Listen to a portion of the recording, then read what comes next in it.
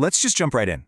Welcome to today's Explainer, where we are absolutely plunging into one of the most high-stakes, nerve-wracking intelligence missions of the 20th century. We're talking about the pursuit of post-World War II justice down in South America. Picture this for a second. The war is finally over, the Nazi regime has totally collapsed, but the architects of some of the worst atrocities in human history, they haven't faced justice at all. Instead, they've just vanished. Today we're going to trace the breathtaking covert operation to capture one of these monsters, while simultaneously uncovering the really haunting reality of how another infamous figure slipped away right under everyone's radar. I want to start by really grounding us in the absolute horrors of what was at stake here. Consider this chilling survivor testimony describing Josef Mengele, a German SS officer at Auschwitz. They said he wanted to be God, to create a new race. I mean, wow. These weren't just everyday soldiers, these were men with terrifying, absolute God complexes who orchestrated the systematic slaughter and torture of millions. And you know what the most terrifying part is? After the war, men like Mengele and the chief architect of the Holocaust, Adolf Eichmann, were literally hiding in plain sight. So you might be wondering, how on earth did they escape the Allies?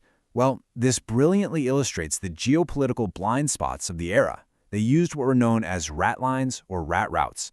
Think of these as a highly organized, covert escape network that funneled fugitive Nazis out of Europe, usually down through Italy, across the ocean, and straight into South America. Argentina, in particular, became a primary safe haven. The country was under President Juan Perón at the time, who was pretty sympathetic to the fascism of Hitler's Germany. Perón's government actively turned a blind eye, and sometimes they even facilitated the entry of these men using forged documents. And this little piece of paper right here, this is the actual forged document that made it all happen.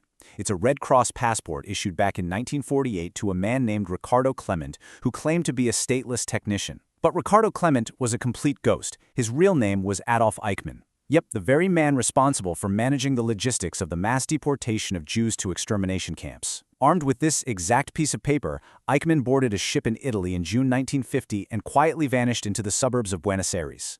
For years, Eichmann lived this bizarrely quiet life working in a Mercedes-Benz plant. But fast forward to 1957, and the facade finally cracks. And the source of the tip? It's honestly incredible. It came from Lothar Hermann. Hermann was a German Jew living in Argentina who had actually been blinded as a result of severe beatings by the Gestapo in the Dachau concentration camp. Just think about the profound irony there. A blind refugee was the one who spotted the architect of the Holocaust. Hermann's daughter had started dating a young man who wouldn't stop boasting about his father's service to the Third Reich. Hermann put the pieces together, realized this kid was Eichmann's son, and managed to get this massive tip directly to Israeli intelligence. Which brings us to Section 1, Operation Finale, as the Mossad closes in. So, that tip from Lothar Hermann ignited what would become the absolute greatest manhunt in Israeli history. For the newly formed state of Israel, capturing Eichmann wasn't just another mission. It was a deep moral imperative. And extradition completely off the table. The Argentine government was heavily infiltrated by pro-Nazi sympathizers.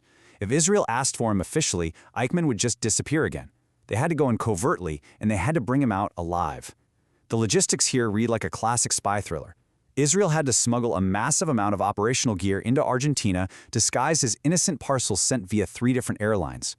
We're talking the whole 9 yards. Full theatrical makeup kits with wigs and false teeth, portable forgery labs, fake license plates, and advanced French comms devices. And here's the kicker. Every single operative was a volunteer, and nearly all of them had lost family members in the Holocaust. The stakes could not have been higher or more deeply personal. By April 1960, the team is fully in place. They set up surveillance on Eichmann's home on Garibaldi Street. Now, the capture plan itself was pitched by an agent named Peter Malkin, and it was brilliantly simple. Malkin's team parked a car on Eichmann's daily route home, popped the hood, and pretended to fix a breakdown. On the evening of May 11th, Eichmann gets off his usual bus at 8:05 p.m. As he walks past the broken-down car, Malkin steps right out, says "Un momentito, señor," in Spanish, and tackles him straight into a ditch. In just over 20 seconds, the most wanted Nazi in the entire world was dragged into the backseat of a car, gagged, and driven away. Actually, here's a visceral, deeply human detail from that night that literally gives me chills. During the takedown, Agent Peter Malkin wore these thick gloves. Why? Because as an operative, he knew he had to physically subdue Eichmann. But as a Jewish man whose family suffered horribly under the Nazi regime, he was physically repulsed by the very idea of his bare skin touching the monster who orchestrated the murder of millions. Years later, a bronze cast of those exact gloves was actually put on display at the Museum of Jewish Heritage in New York. Okay, so here's the crucial point. They have him, but they are totally stuck in a hostile country. For 9 agonizing days, Eichmann was held in a rented suburban villa. He was handcuffed to a bed and forced to wear dark glasses so he couldn't see the faces of his captors. Imagine the psychological pressure inside that house. It must have been immense. The operatives had to actively restrain themselves from taking immediate revenge. I mean, imagine being an Israeli agent, sitting in a silent room guarding the man who sent your family to the gas chambers, all while having strict orders to keep him alive and completely unharmed. Finally, on May 20th, it's time for the exfiltration. Israel flew an official delegation down to Argentina on an El Al plane for the country's 150th independence anniversary, and the Mossad used this very plane as their getaway vehicle. They heavily sedated Eichmann, dressed him up in an El Al pilot's uniform, and presented him to Argentine border officials using a forged passport. They basically propped him up and claimed he was a flight crew member recovering from a head injury. The Argentine officials totally bought it and waved them through. At midnight, the plane takes off. Eichmann was headed to Israel. Moving on to Section 2, the Glass Booth, Justice in Jerusalem. In 1961, Eichmann faced a courtroom in Jerusalem, sitting totally impassive inside a bulletproof glass booth that was designed to protect him from assassination. It was a massive watershed moment in global history. The Holocaust itself was basically being put on trial for the entire world to see. But the most important part of this trial wasn't just the man sitting in the booth, it was the people on the stand, 111. That is the staggering number of Holocaust survivors who testified.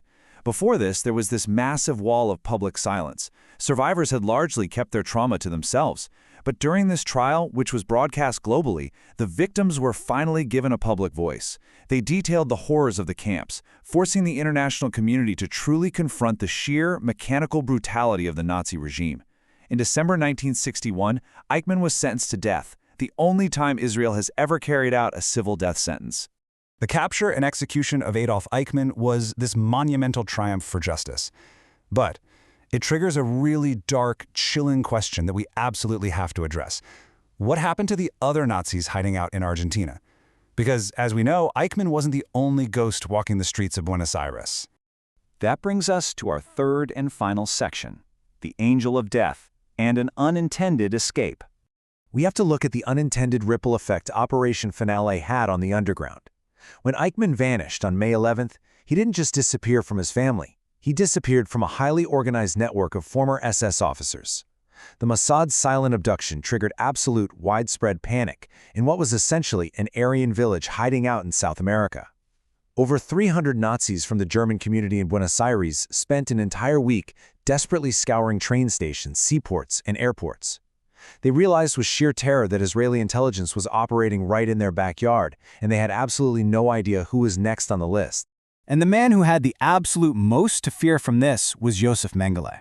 We spoke about his terrifying God complex at the very beginning of this explainer. Mengele was the notorious Auschwitz physician who literally decided who would be worked to death and who would be sent straight to the gas chambers. Beyond that, he was infamous for performing epically perverse, gruesome medical experiments on camp prisoners, especially on twins.